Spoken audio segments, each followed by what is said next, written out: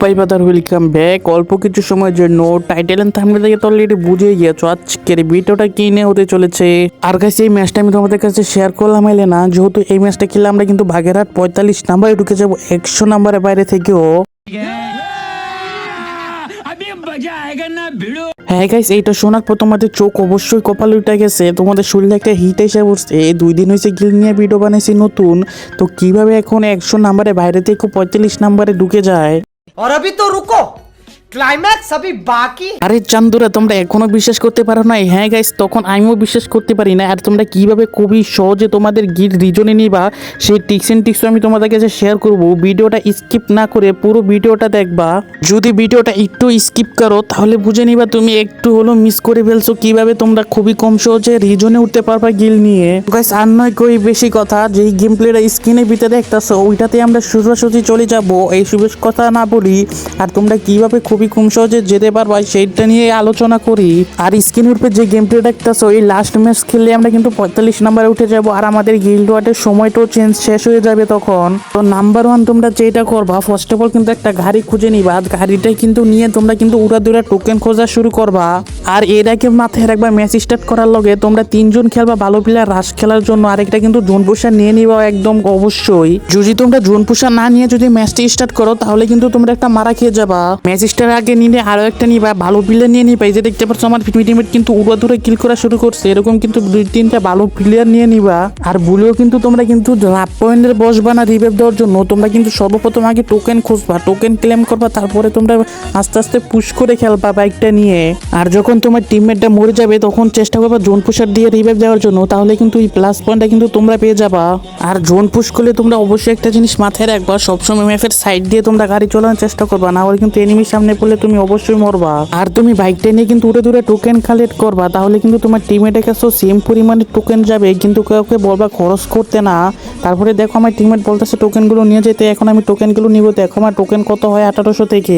আর এখন কিন্তু ওই টোকেন ফেলাবে। আর কাছে একটা জিনিস খেয়াল করছে, আমাদের সবার কিন্তু সেম ডেস আপ, তো আমরা টোকেনগুলো নিয়ে নিই। এখন তোমাদের একটু দেখাইলাম কতগুলো টোকেন, তারপর দেখতে পাচ্ছ 7200 কিন্তু টোকেন হয়ে গেছে। এখন কিন্তু আমি আবার সাইডে চলে যাব পানির এই দিকটায়, কিন্তু আমি মাঝখান দিয়ে যেতে গিয়ে সামনে কিন্তু একটা ফাইসা যাইতাম রয়েছিলাম। এর জন্য তোমরা খুব চেষ্টা করবো একটু আড়াই চলতে এনিমির যেখানে এনিমি থাকবে ওই সাইড দিয়ে ভুলে যাওয়ার চেষ্টা করবা না।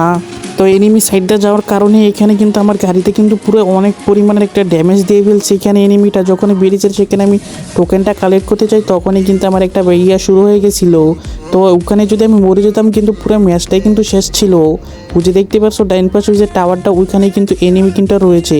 যখন আমি এই টোকেনটা ক্লেম করতেছিলাম তখনই কিন্তু এনিমিটা আমাকে ফায়ার করা শুরু করছে। বুঝে দেখতে পাচ্ছ উপর থেকে এনিমিটা আমার ফায়ার করা শুরু করছে।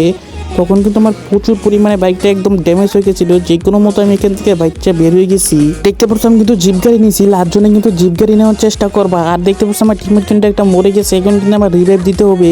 ওদেরকে বলে দিচ্ছি কোনো রকমের রিভাইভ দিতে না, হলে কিন্তু প্লাস পয়েন্টটা পাবে না। তো এখানে একজন মরে গেছে তাকেও রিভাইভ দিয়েছি, তখন যেতে বলেছিলাম আরেকজন মরে গেছে তাকেও রিভাইভ দিয়ে দিয়েছি। তাহলে কিন্তু আমরা এখান থেকে কিন্তু 1 পয়েন্ট 2 পয়েন্ট কিন্তু পেয়ে গেলাম গিল্ড ওয়ার্ডের। দেখতে পেলে তাদেরকে রিভাইভ দেওয়ার পরেও কিন্তু আমার কাছে এখন রয়েছে 6800 ডায়মন্ড, 800 কয়েন কিন্তু রয়েছে। তো এইটা দিয়ে কিন্তু আমরা কিন্তু লাস্ট জন পর্যন্ত ওদেরকে রিভাইভ দিতে পারবো কোনো চিন্তা ছাড়া। আর তাদের কিন্তু কিছু ভরপুর লুট আছে, তারা কিন্তু এনিমিও মারতে পারবে, এমন যে মারতে পারবে না। কিন্তু আবার 7000 টোকেন হয়ে গেছে, এখন কিন্তু একজন বলছে ওকে রিভাইভ দিয়ে দিছে এখান থেকে। আর ম্যাচে ঢুকার আগে একটা টার্গেট নিয়ে নিবা, জনপ্রতি কিন্তু ভাই 10টা থেকে 8টা কিল করার চেষ্টা করবা সবাই। যেহেতু তোমরা যদি বেশি কিল না করো তাহলে কিন্তু গিল্ড ওয়ার্ড কিন্তু দিবে না, পয়েন্টটা কিন্তু দিবে না গিল্ড ওয়ার্ডের, এটা মাথায় রাখবা তোমরা। তো গাইস গাড়ি নিয়ে ঘুরতে ঘুরতে দেখতে দেখতে প্রায় একদম ম্যাচের শেষ পর্যায়ে চলে এসেছি। এখন আমাকে নিয়ে কিন্তু প্রায় 8জন মনের মতো প্লেয়ার বাইজা রয়েছে এখনও। তো আমাদের একজন টিমমেট মরে গেছে, এখন কিন্তু ওকে রিভাইভ দিয়ে আমার মরতে হবে যেভাবে হোক, কারণ এখানে জোনের ভিতরে গেলে আমি এমনিতেই মরে যাব। কারণ জোন পুষার একটা কিলো একটা ড্যামেজ করার চেষ্টাও করবা না, না হলে কিন্তু গিল ওয়ার্ডের প্লাসটা কিন্তু আরও মাইনাস করে দিবে। তো তোমরা ভুলো ড্যামেজও দিবা না, কিলও করবা না। তো আমি এখন ওকে রিভাইভ করে দিব। ওরে ভাই এখানে ল্যান্ডমাইন লাগান ছিল, এখনই কিন্তু আমি মরে যেতাম রিভাইভ না দিয়েই। তো কিন্তু আমি কোনো মিড কিটটা করে কিন্তু রিভাইভটা দিয়ে দিব এখন, যেহেতু এটা লাস্ট জোন, এখান থেকে বাচ্চা যাওয়ার কোনো চান্স নাই, যেহেতু আমার কাছে মেড কিটও নাই তেমন। তো একটা মেডকিট আছে, এটা মারতে মারতে আমি কিন্তু মরে গেছি। এখন কিন্তু নিজেকে ক্লিয়ার করে দিব। গাইস আমি ফিনিশ হওয়ার পর তাদের উপরে স্পিড চলে গেল। তারপরে কিন্তু দেখতে দিচ্ছি তারা কিন্তু মোটামুটি অনেক ক্লি করছে মোটামুটি। তো দেখতে পাচ্ছ এখানে কিন্তু তারা কিন্তু হোল করতেছে, আর মাত্র দুইটা এনিমি আছে, তারা তিনজন আছে। তো তারা দুইজনে এক স্কোয়াডে নাকি, এটাই কনফিউজ এখন। তো একটা এনিমি যখন দেখছে তিনজন মিলে একটা রূপে পড়ছে, কে কিল নিবে এটা নিয়ে। যেহেতু তাদের কিলের খুবই প্রয়োজন, তো সবাই মিলে একসাথে রাজ দিছে আর কিন্তু ওইটাকে মেরে ফেলছে আরেকজনে। তো লাস্ট কিল কে নিবে এটা নিয়ে কিন্তু তাদের মধ্যে একটা হয়ে গেছিল। তো যেহেতু দেখা যাক কে লাস্ট কিল করবে, কত হয়েছে যে আগে পাইবে সেই লাস্ট কিলটা করবে। লাস্ট কিলের লোকে কেউ কিছু নাই, ওই যে দেখতে পাচ্ছে একটা নিমি, সবাই কিন্তু দেখে বলছে তিনজনেই।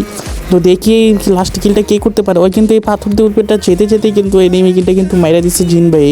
তো আমাদের কিন্তু ম্যাচটা অবশেষে বুঝে হয়ে যায়, আর কত পয়েন্ট হয় তা তোমরা দেখতে পারবা। যেহেতু আমরা ওই ম্যাচটা ওইভাবে রেকর্ড করতে পারি না, এই জন্য কিন্তু আমরা কিন্তু ওই জায়গায় এসে তোমাদের পয়েন্টগুলো দেখাইতে হচ্ছে। দেখতে পাচ্ছ 8 কিল 7 কিল কিন্তু দুজনে করে ফেলছে।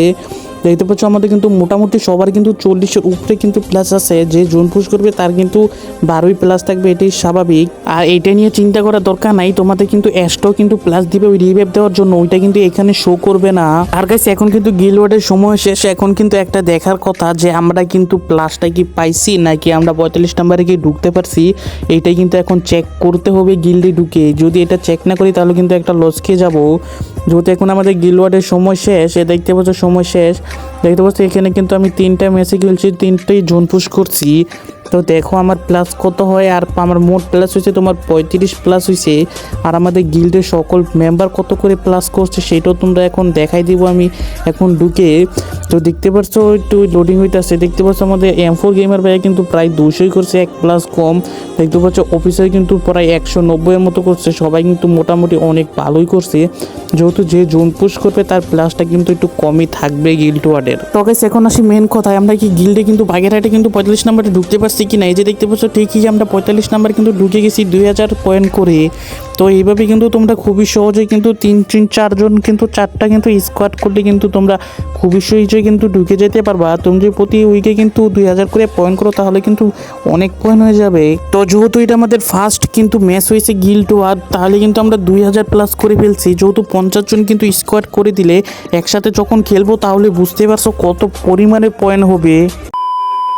তো এভরিওয়ান, আশা করি তোমাদের কাছে এই ভিডিওটা আজকে ভালো লাগছে। এরকম গিল্ড ওয়ার্ডের ভিডিও আরও চাও কিনা, টিক্সের ভিডিও চাও কিনা, এটা কমেন্ট বক্সে জানিয়ে দিবা। তাহলে কিন্তু নেক্সট থেকে কিন্তু প্রতি উইকে কিন্তু 1টা থেকে 2টা গিল্ড ওয়ার্ডের ভিডিও দেওয়ার চেষ্টা করবো, আর কীভাবে তোমরা খুবই সহজে যেতে পারবা। আর কাছে আজকের ভিডিওটা এই পর্যন্ত। এমনি থেকে অনেক বড় হয়ে গেছে, আর বড় করতে চাই না। তো আজকের ভিডিওটা এই পর্যন্ত গেছে। আল্লাহ হাফেজ গাইস, টেক কেয়ার।